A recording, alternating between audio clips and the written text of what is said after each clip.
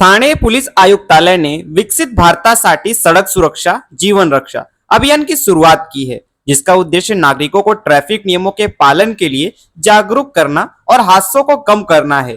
Police ने appeal की है कि दोपहिया वाहन पर हेलमेट जरूर पहने, कार में सीट बेल्ट जरूर लगाएं और गलत तरीके से वाहन चलाने से बचें, क्योंकि सुरक्षित ड्राइविंग ही अपनी और दूसरों की जान बचाने का सबसे बड़ा उपाय है।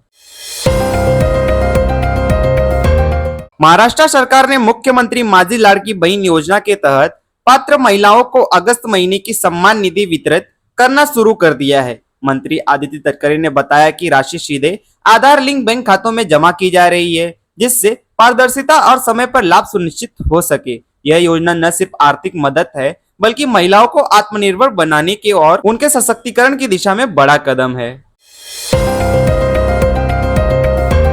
भिवंडी के टेमगढ़ पाड़ा स्थित स्टेम ट्रीटमेंट प्लांट में सोमवार देर रात क्लोरीन गैस का रिसाव होने से हड़कंप मच गया। हादसे में 5 कर्मचारी गंभीर रूप से प्रभावित होकर लाइफलाइन अस्पताल में भर्ती हैं। आधी रात करीब 12:30 बजे 900 किलो क्षमता वाले सिलेंडर से रिसाव शुरू हुआ और जहरीली गैस फैलने लगी। फायर ब्रिगेड और मनपा की टीम ने घंटों की मशक्कत के बाद सुबह 4 बजे हालात काबू में किए। विशेषज्ञों का कहना है कि समय रहते कदम नहीं उठाए जाते तो भिवंडी दूसरा भोपाल बन सकता था। भिवंडी तालुका के काल्हेर गांव में बिजली चोरी का मामला सामने आया है। शांतिनगर पुलिस ने लतीफ शेख और नरेंद्र घोल के खिलाफ बिजली चोरी अधिनियम के तहत केस दर्ज किया है। आरोपी की दोनों ने मीटर से छेड़छाड़ कर 6308 यूनिट बिजली अनधिकृत रूप से इस्तेमाल की, जिससे टोरेंट पावर को 1,76,000 रुपए का नुकसान हुआ। कंपनी की टीम की जांच में चोरी पकड़ी गई। हालांकि अब तक आरोपियों की गिरफ्तारी नहीं हुई है। मुंबई के बीकेसी में आयोजित India Australia business and community alliance global leaders forum 2025 में मुख्यमंत्री देवेंद्र फडणवीस ने प्रमुख उपस्थिति दर्ज की। इस अवसर पर मंत्री जय कुमार रावल, ऑस्ट्रेलिया के भारत में उच्चायुक्त फिलिप्स ग्रीन और अन्य मान्यवर भी मौजूद रहे। कार्यक्रम में भारत ऑस्ट्रेलिया संबंधों को और मजबूत बनाने तथा व्यापार और सामुदायिक सहयोग को बढ़ावा देने पर चर्चा हुई।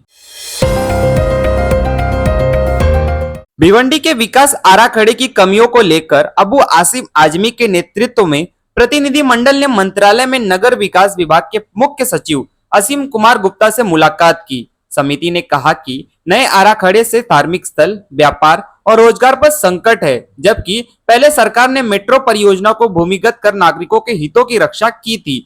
मुख्य सचिव ने आश्वासन दिया है कि आराखड़े में आवश्यक सुधार किए जाएंगे।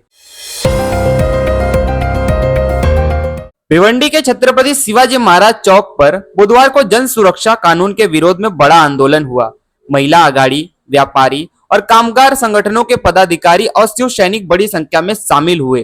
प्रदर्शनकारियों ने जन सुरक्षा कानून रद्द करो के नारे लगाए और कानून को अलोकतांत्रिक बताते हुए चेतावनी दी कि अगर इसे वापस नहीं लिया गया तो आंदोलन और उग्र होगा। महावितरण ने अगस्त 2025 के लिए ईंधन समायोजक शुल्क FAC लागू किया है, जिससे उपभोक्ताओं के बिजली बिलों में थोड़ी बढ़ोतरी होगी। जुलाई में नकारात्मक FAC से बिल कम हुए थे, लेकिन इस बार FAC पर दर औसत 30 पैसे प्रति यूनिट रखी गई है। यह शुल्क बिजली खपत और उपभोक्ता वर्ग के अनुसार अलग अलग लागू होगा। महावितरण ने कहा है कि यह नियम व्यवस्था बिजली खरीद और ईंधन लागत में उतार चढ़ाव को सीधे बिजली बिलों में दर्शाने के लिए है। पलावा फ्लाईओवर 2 माह में ही बदहाल। 250 करोड़ रुपए की लागत से बना पलावा फ्लाईओवर महज 2 महीनों में ही जर्जर हालत में पहुंच गया है। जगह जगह बड़े बड़े खड्डे बन गए हैं, जिससे नागरिकों में भारी नाराजगी है।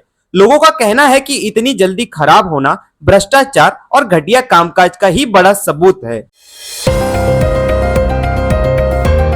नई दिल्ली स्थित राष्ट्रपति भवन में आज भव्य समारोह आयोजित हुआ, जहां राष्ट्रपति द्रौपदी मुर्मू ने CP राधाकृष्णन को भारत के उपराष्ट्रपति पद की शपथ दिलाई। यह ऐतिहासिक पद सुबह 10 बजे संपन्न हुआ।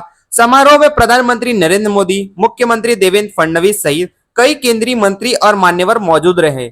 गौरतलब है कि राधाकृष्णन ने हाल ही में हुए चुनाव में उपराष्ट्रपति पद पर जीत हासिल की थी। शपथ ग्रहण के साथ ही अब उन्होंने आधिकारिक रूप से ही अपना कार्यभार संभाल लिया है।